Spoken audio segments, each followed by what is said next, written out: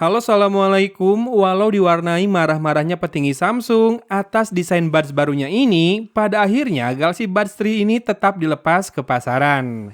Konon murkanya bos Samsung karena desainnya mirip earphone cap buah. Memang iya.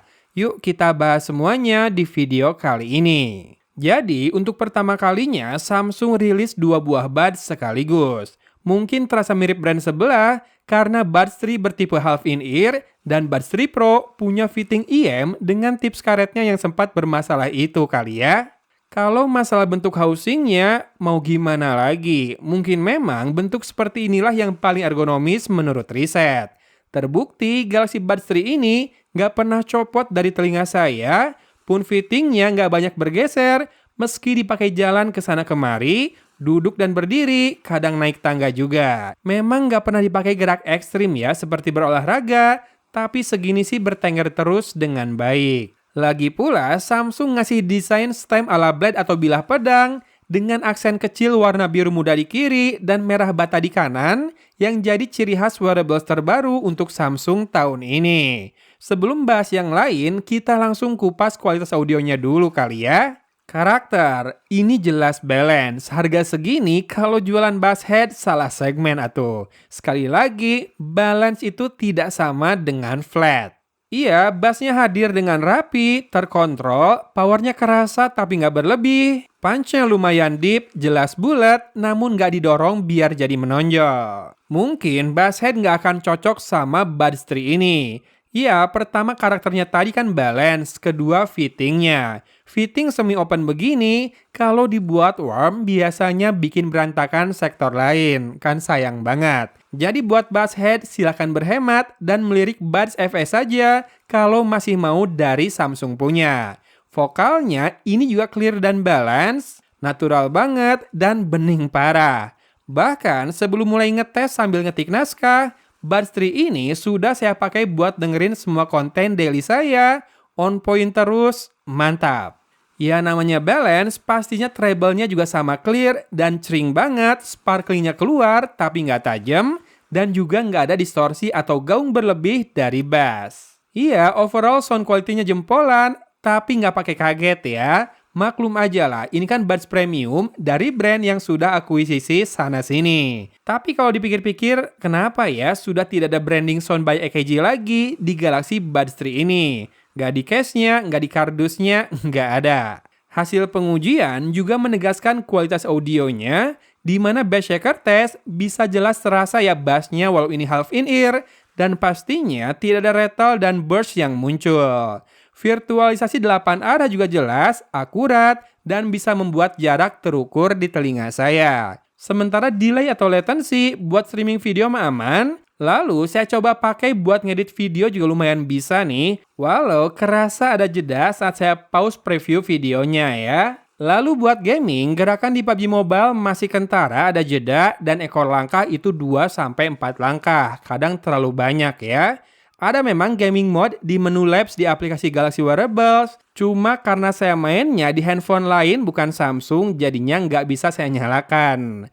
Dan mikrofonnya ini agresif sekali meredam noise, padahal saya sempat coba rekam dengan kondisi bising dari suara pompa air loh.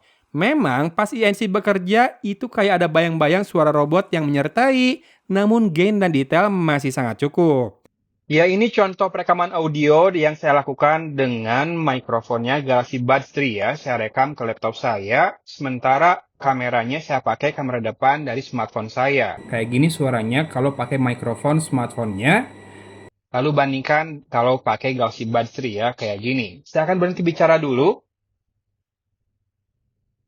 Biasanya kayak gitu ya, INC bekerja. Jadi pas bicara, si noise-nya direkam tapi diredam. Tapi ketika nggak ada yang bicara, dia hampir nggak merekam apa-apa. Gimana? Segini bisa kepake nggak sih kira-kira buat konten walau di keadaan yang bising seperti ini? Boleh di komen ya. Menurut kamu kepake atau enggak? Atau misalkan hanya bisa buat voice call atau Zoom meeting doang kepakainya? Nah, di kondisi hening atau lebih proper, hasil perekaman lebih bulat, lebih nikmat didengarkan, mungkin udah bisa lah ya dipakai buat bikin konten ringan-ringan. Nah, kalau sekarang di suasana yang lebih hening gimana? Sekarang saya ngerekamnya langsung pakai Samsung Galaxy S24 Ultra. Pinjam dulu ya. Kira-kira kalau earphone ini dikombin dengan Pro Video Mode di Galaxy S24 Ultra, jadi killer feature nggak buat bikin konten dengan super simple, praktis kontennya kayak gini? Gimana? Silahkan dicek ya. Ini noise-nya sudah sangat minim, angin di luar juga kecil-kecil aja, pelan kerasanya. Jadi silahkan di komen. Kalau tanpa noise, apakah suaranya udah kepake buat ngonten? Ya, komen ya. Oke, kita balik sedikit ke urusan look. Saya sih suka-suka aja ya dengan desain baru ini. Fresh dengan case yang lidnya transparan, mencuatkan kesan futuristik yang kental. Hanya memang aksesoris alias casing yang biasanya bisa dipakai dari zaman Buds Live sampai Buds 2 series dan Buds Effect kemarin sudah tak bisa dipakai lagi nih jadinya. Sementara untuk spesifikasi teknis dan fiturnya tuh kayak gini. Dia sudah pakai Bluetooth versi 5.4 dengan kodek SBC dan ESC plus SSC. Bukan Sony Sugoma College ya, tapi Samsung Seamless Codec yang ultra high quality tentunya. Ukuran drivernya 11 mm dan punya water and dust proof rating IP57.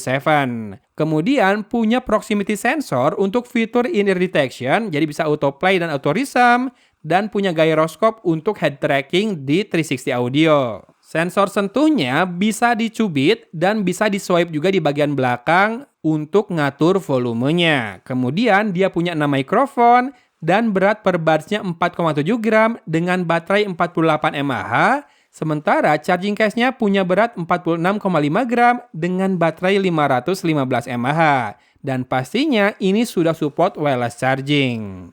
Oh iya, Adaptive ANC juga hadir, sementara ambient sound absen. Sejatinya ini nggak perlu fitur ambient sih memang, karena fittingnya semi-open, jadi suara luar masih terdengar. Lah terus ANC-nya gimana? Prinsipnya ANC itu bukan untuk menghilangkan semua suara luar ya. Ingat, N-nya itu untuk noise. Jadi yang diredam hanya noise saja, lebih tepatnya low frequency noise. Kalau disimak baik-baik, suara angin, deru motor di kejauhan itu berkurang banyak saat ANC-nya dinyalakan dengan mencubit stemnya selama 2 detik. Jadi yang dihilangkan adalah suara-suara yang biasanya membuat tak nyaman saat kita sedang beraktivitas. Kalau mau kedap banget, mungkin perlu coba yang Pro ya. Saya sendiri penasaran juga dengan level isolasi suaranya. Nah, Galaxy Buds 3 ini tidak support multi-point connection, tapi ada fitur auto switch untuk perangkat-perangkat yang pakai Samsung ID yang sama. Dan koneksinya bisa diambil dari device lain yang sudah pernah pairing, nggak terkunci gitu ya. Jadi nggak perlu disconnect dulu dari perangkat sebelumnya kalau mau pindah perangkat yang akan dipakai. Nah, di web Samsung disebutkan device apa saja yang mendukung Galaxy Buds 3 ini per fiturnya. Semisal Aura Case yang hanya didukung smartphone, tablet, dan juga TV high-end-nya Samsung. Dan saat saya hubungkan Buds 3 ini ke Galaxy Tab S6 Lite saya, pengaturan yang bisa dimunculkan kurang lebih seperti ini. Ada toggle ANC, 360 audio dan head tracking, kemudian bisa atur equalizer, touch control-nya juga, lalu voice control, in-ear detection, lalu read notification allowed, next stretch reminders, ini bagus nih. Jadi kalau kita kelamaan nunduk, lihat handphone terus, dia bakal ngasih tahu.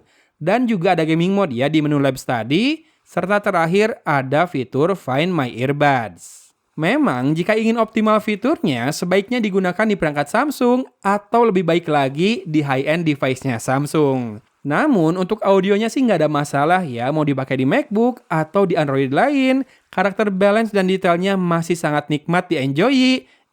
Enjoy dinikmati. Yang benar gimana sih?